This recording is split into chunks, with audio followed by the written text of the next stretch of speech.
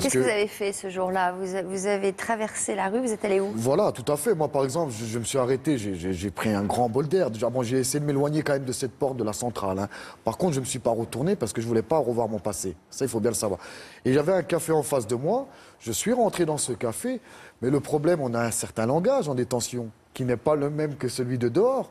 Et je me suis un peu manqué parce que le barman, je l'ai pris comme un détenu.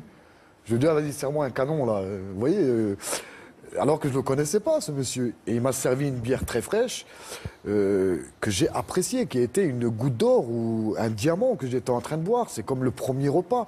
Le repas dans les prisons françaises ou étrangères, c'est horrible, c'est dégueulasse. Moi, je dis toujours, même mon chien, il ne le mangerait pas. Et quand vous avez l'opportunité de goûter quelque chose que vous n'avez pas goûté... C'était quoi votre premier repas? Alors, mon premier repas, ça devait être, je ne me trompe pas, une bonne pizza, un petit restaurant italien, vous savez, un petit truc assez rapide, mais je te ramène une pizza de Tolar, une pizza faite par un vrai pizzaïolo, il n'y a pas photo, hein, vous vous régalez dessus. Et vous, c'était quoi votre premier repas à la sortie de prison? Ah.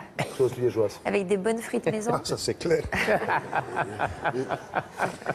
Et ça, on le ressent, toutes ces choses-là. Et c'est vrai, mais et comme vous dites après, on est un peu perdu parce que, comme tu as dit, il y a les voitures, il y a la technologie. Il faut savoir qu'en prison, on est quand même des gens assistés. En prison, on fait rien. Vous avez de l'argent, vous remplissez un morceau de papier, on vous ramène tout. Hein. Mon premier paquet de cigarettes, j'avais oublié qu'il fallait aller dans un bureau de tabac. Au début, j'envoyais des gens pour me le chercher. Je disais, bah, tiens, je te donne 10 €, tu vas me chercher un paquet de cigarettes. Ils ne comprenaient pas. Alors je leur disais, mais Maurice, mais t'es con, viens avec moi. Vous voyez ce que je veux dire?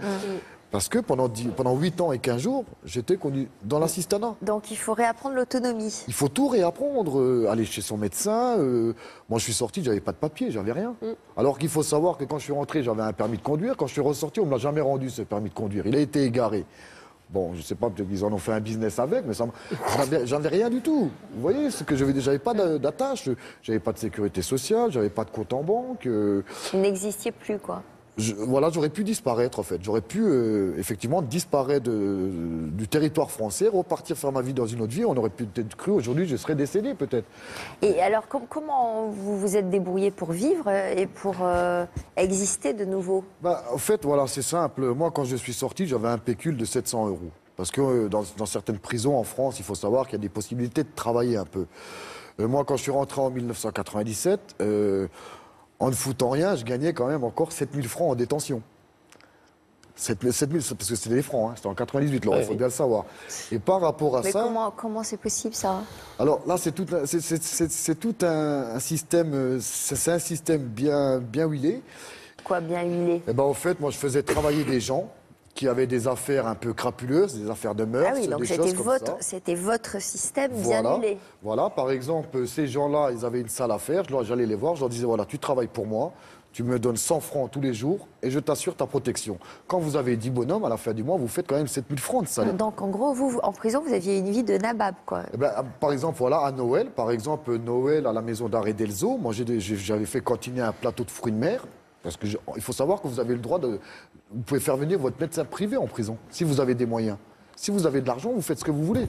Vous faites venir qui vous voulez. Hein. C'est-à-dire, vous choisissez votre fournisseur de fruits de mer. Voilà, c'est du moment que vous avez, même encore maintenant, du moment que vous avez de l'argent, vous pouvez acheter tout ce que vous voulez. Il faut bien le savoir. Hein. Marc, là-dessus, parce que là, on est en train version de dire officielle, légale ou version réelle? Version officielle, légale, il y a un certain nombre de produits qui ne rentrent pas en détention, quels que soient les fonds que vous pouvez mettre en place. Hein. Il y a des choses qu'on ne rentre pas, notamment... Il y a quelque chose qui fait beaucoup de défauts aux détenus en France, c'est la viande fraîche.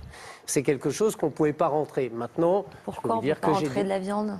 Pour des raisons qui sont des raisons d'hygiène et sanitaire, tout simplement. Hein. Peut-être de religion aussi. Les gens, ils disent non, moi je préfère acheter de la viande en cantine que de la prendre en cuisine. Moi, je défends des membres de l'administration pénitentiaire qui ont été poursuivis par leur administration et par le procureur de la République, justement parce que il faisait en sorte que les détenus bénéficient d'un certain nombre de choses qu'ils n'auraient pas pu avoir, et notamment des victuailles, je veux dire, pas des téléphones portables, des kalachnikovs, pas du tout.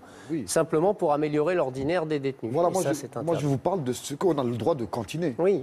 Mais nous, on ne se privait pas, on avait de l'argent, on était, bon, c'est vrai que je suis de la région d'Alsace, j'avais mes amis qui étaient aussi en détention, on se mettait d'accord, on disait, bon, ben, toi tu prends la viande, toi tu prends le foie gras, toi tu vas prendre les pommes de terre. On se mettait d'accord et on achetait tout ce qu'on Donc vous voulez. avez bien réveillonné, quoi.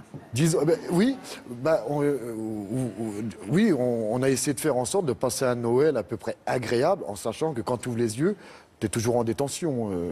Alors, vous aussi, vous avez beaucoup lu, comme Jean-Marc? Alors moi, non, moi c'est ce que j'explique dans mon livre, c'est que moi j'ai pris la prison comme un jeu. En fait, j'ai pas pris comme un jeu, je l'ai pris comme je vivais à l'extérieur.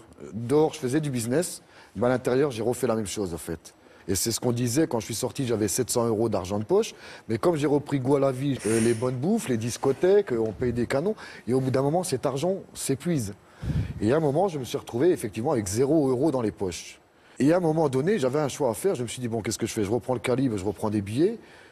Qu'est-ce qui va m'arriver maintenant? Parce que j'étais vraiment perdu. Et il y a quelque chose au fond de moi-même, il y a quelqu'un, je pense, moi, c'est... C'est-à-dire qu'à ce moment-là, vous n'aviez pas cheminé dans votre tête, vous n'aviez pas fait ce travail. Mais il n'y a pas de réinsertion, madame. La réinsertion, pour moi, c'est hypocrite.